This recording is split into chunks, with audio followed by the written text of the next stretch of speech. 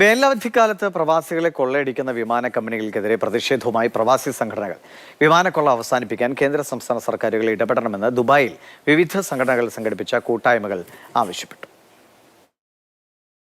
ഗൾഫിൽ സ്കൂൾ അവധി തുടങ്ങുന്ന ഈ ആഴ്ച അവസാനത്തോടെ കേരളത്തിലേക്കുള്ള വിമാന നിരക്ക് 3-4 ഇരട്ടിയാണ് വിമാന കമ്പനികൾ വർദ്ധിപ്പിച്ചിട്ടുള്ളത്.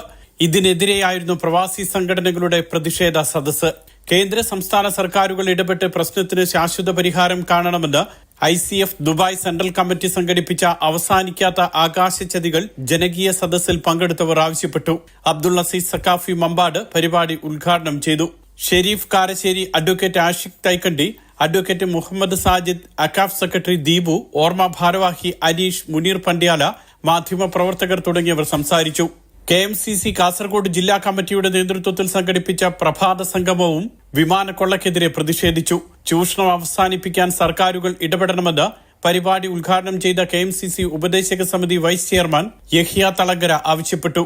ജില്ലാ പ്രസിഡന്റ് സലീം കന്യപ്പാടി അധ്യക്ഷനായിരുന്നു. PD നൂറുദ്ദീൻ, നിസാർ തളങ്കര, KEA ബക്കർ തുടങ്ങിയവർ സംസാരിച്ചു. Mathrubhumi news, Dubai.